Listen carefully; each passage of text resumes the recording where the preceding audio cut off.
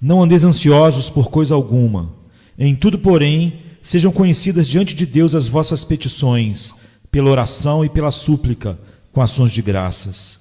E a paz de Deus, que excede a todo entendimento, guardará o vosso coração e a vossa mente em Cristo Jesus. Filipenses 4, 6 e 7. Nós temos a faculdade de previsão no sentido de olharmos e tentarmos nos preparar para o futuro. Porém, como todas as nossas faculdades, ela foi pervertida e com frequência tem sido objeto de abuso. É bom que o homem tenha uma santa preocupação e preste a devida atenção a cada detalhe da sua vida. Porém, é muito fácil convertê-la em uma preocupação profana e tratar de arrebatar da mão de Deus este ofício da providência que lhe pertence e jamais a nós. Quão frequentemente Lutero gostava de falar sobre os pássaros e da maneira como Deus cuidava deles. Quando estava cheio de preocupações, costumava invejá-los constantemente, porque levava uma vida tão livre e feliz. Lutero fala do Dr. Gorrion e do Dr. Zorzal e de outros pássaros que costumavam se aproximar e falar com o Dr. Lutero, dizendo-lhe muitas coisas boas. Vocês sabem, irmãos, que para as aves do céu parece-lhes melhor serem cuidadas por Deus de que serem pássaros cuidados pelo homem. Uma pequena menina londrina que foi ao campo disse em certa ocasião: mamãe, veja esses pobres passarinhos, não tem nenhuma gaiola. Isso não me parece uma perda para o pássaro. E se vocês e eu estivéssemos sem nossa gaiola, sem a caixinha de sementes e sem o recipiente de água, não nos seria uma grande perda se fôssemos lançados ao acaso a gloriosa liberdade de uma vida de humilde dependência de Deus. Essa gaiola de confiança carnal e essa caixa de sementes, que sempre estamos nos esforçando em encher, constituem a preocupação desta vida mortal. Mas aquele que tem graça para estender suas asas e planar para longe até chegar ao céu da confiança divina, pode cantar todos os dias e ter esta canção como lhe sendo própria. Mortal, cessa de afanar-te e de afligir-te. Deus provê para o amanhã. Então aqui está o ensinamento do texto. Por nada andeis ansiosos, ou por nada andeis cheios de cuidado. A palavra cheios de cuidado não significava exatamente agora o mesmo que significava quando a Bíblia foi traduzida. Ao menos transmite-me um significado diferente do que transmitia aos tradutores. Eu diria que devemos ter cuidado. Tenham cuidado, é uma boa lição para os meninos e jovens quando começam a vida. Porém, no sentido em que a palavra cuidado era entendida no tempo dos tradutores, significava que não devemos ter preocupação, isto é, que não devemos estar cheios de preocupações. O texto quer dizer, não estejam ansiosos, não estejam pensando constantemente acerca das necessidades desta vida mortal. Vou lê-lo outra vez, esticando um pouco a palavra, então vocês entenderão o seu significado. Não andeis cheios de preocupações por nada. Que Deus nos ensine a evitar o mal que é proibido aqui e a viver com essa santa despreocupação, que é a mesmíssima beleza da vida cristã, quando toda a nossa ansiedade é lançada sobre Deus, e assim podemos gozar e nos regozijar em seu providencial cuidado para conosco. Diz alguém, não posso deixar de me preocupar. Bem, o tema desta noite é para ajudá-lo a abandonar a preocupação e, primeiramente, considerem aqui o que substitui a ansiedade. Por nada andem ansiosos. Vocês devem orar por tudo. Esse é o substituto da preocupação, oração e súplica. Em segundo lugar, notem o caráter especial desta oração, que há de converter-se no substituto da ansiedade. Sejam conhecidas diante de Deus as vossas petições pela oração e pela súplica com ações de graças. E logo espero que nos sobre alguns minutos para considerar o doce efeito desta oração. E a paz de Deus, que excede a todo entendimento, guardará o vosso coração e a vossa mente em Cristo Jesus. Para começar então, aqui está primeiramente o substituto da ansiedade. Eu suponho que para muitos de nós é certo que nossas preocupações são múltiplas. Uma vez que fique preocupado, ansioso, inquieto, você nunca será capaz de contar seus anseios, ainda que pudesse contar os cabelos da sua cabeça. As preocupações são propensas a se multiplicarem para os que estão cheios delas. E quando você está tão cheio de ansiedade que pensa que chegou ao limite, com certeza receberá outra colheita de ansiedade que tem crescido ao seu redor. A tendência é se deixar dominar por este hábito maligno da ansiedade e o levar a permitir que ela estabeleça seu domínio sobre a sua vida, até o ponto de não valer a pena viver a vida em razão da ansiedade que temos com ela. Os afãs são múltiplos, portanto, as suas orações devem ser múltiplas. Converta em uma oração tudo o que seja uma preocupação. As ansiedades devem ser a matéria-prima das suas orações. E assim como os alquimistas esperavam converter a escória em ouro, assim vocês, por uma santa alquimia, de fato convertem em um tesouro espiritual o que naturalmente teria sido uma preocupação, por meio de uma oração. Batizem cada ansiedade no nome do Pai, do Filho e do Espírito Santo, e assim convertam-na em uma bênção. Você tem ansiedade em possuir? Tome cuidado para que a ansiedade não o possua. Quer obter lucro? Preocupe-se em não perder mais do que ganha com seus lucros. Eu te suplico encarecidamente que não tenha ansiedade em ganhar mais do que você se atreve a converter em oração. Não deseje ter aquilo que você não se atreveu a pedir para Deus que lhe dê. Meça seus desejos de acordo com uma norma espiritual, e assim você será guardado de tudo o que se assemelhe à cobiça. Muitas pessoas ficam preocupadas por causa das suas perdas, perdem o que ganharam. Bem, este é um mundo no qual existe a tendência a perder. As secas seguem as enchentes, e os invernos esmagam as flores do verão. Não se surpreendam se vocês perdem como fazem outras pessoas. Antes, orem sobre as suas perdas. Vá para Deus com elas. E em vez de se inquietar, convertam-nas em uma oportunidade de esperar no Senhor e de dizer: Deus deu e Deus tirou. Bendito seja o nome do Senhor.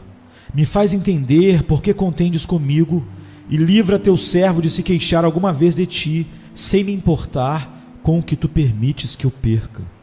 Talvez você diga que sua ansiedade não é nem por causa dos seus ganhos nem suas perdas, mas apenas por causa do seu pão diário. Ah, bem, mas você sabe que tem uma promessa para isso também, não sabe? O Senhor disse: habitarás na terra e verdadeiramente serás alimentado. Ele te dá um doce incentivo quando diz que ele veste a erva do campo e não o vestirá muito mais, homem de pouca fé.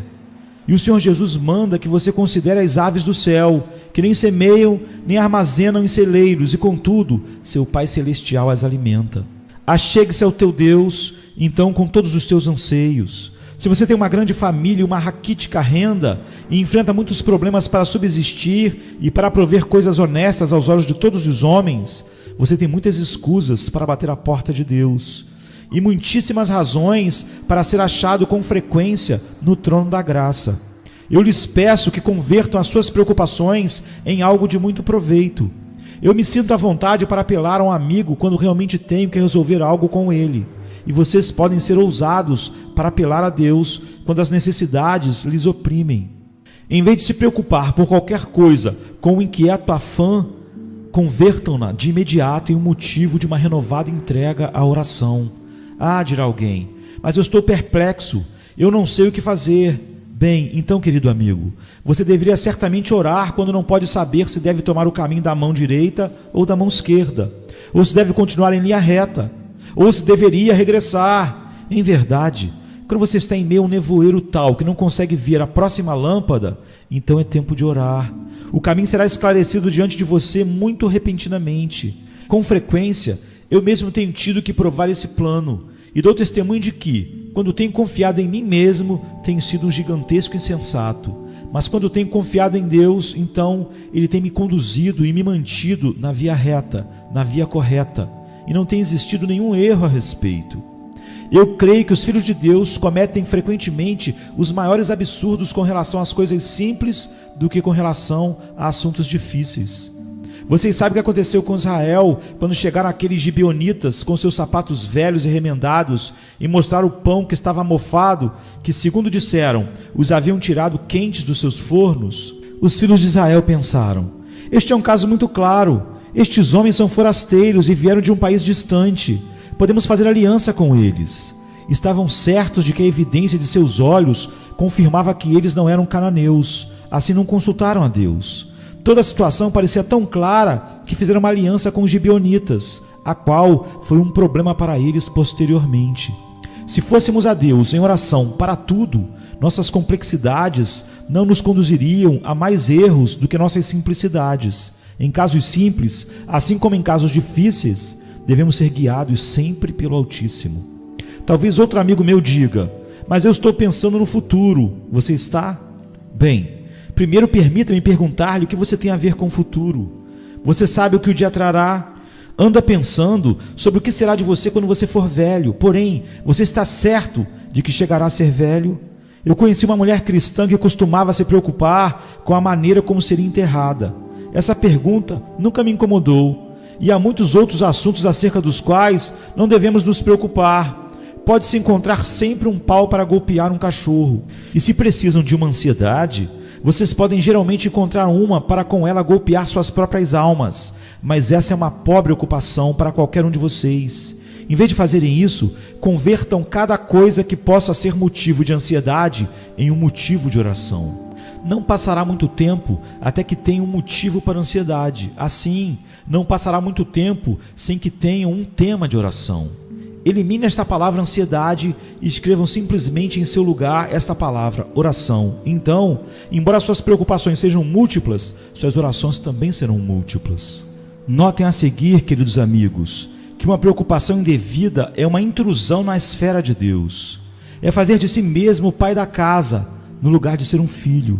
É fazer de si mesmo o Senhor, em vez de ser um servo para quem o Senhor provê suas rações. Agora, se em vez de fazer isso, você converter a preocupação em oração, não haverá intrusão, pois você pode vir a Deus em oração sem ser acusado de presunção.